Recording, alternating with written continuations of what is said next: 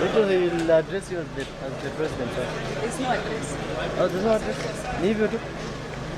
But see, because I can't leave.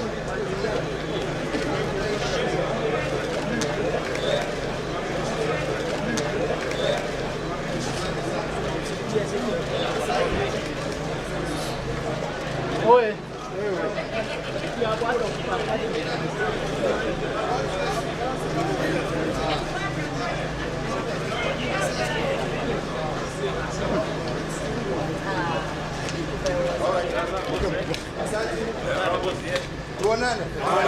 All right.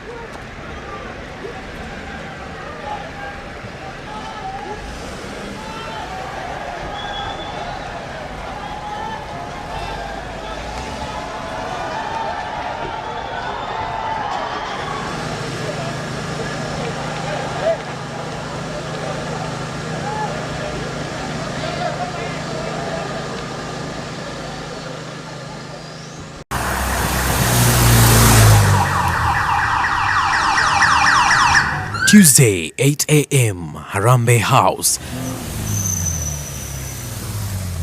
The presidential motorcade arrives escorted by outriders amid tight security. Moments later, acting President William Ruto alights from the presidential limousine to be received by orderlies. Ready for his first day in office as acting president.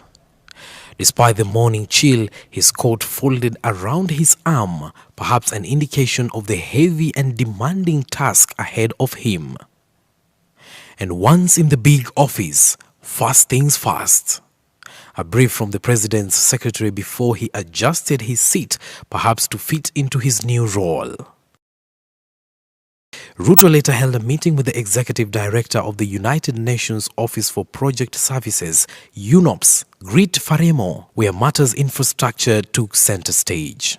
Also on the acting president's in-tray was a meeting with the Kenya National High Commission for UNESCO, officials led by Dr. Evangeline Njoka, whose talks with the acting president centered on education before paving way for another meeting with ICT Cabinet Secretary Dr. Fred Matiang'i. Outside, Eager Kenyans milled around Harambee Avenue with hopes of catching a glimpse of the new occupant at Harambee House as his security detail kept vigil. Across the streets at Harambee House Annex, the office of the Deputy President, minimal activity.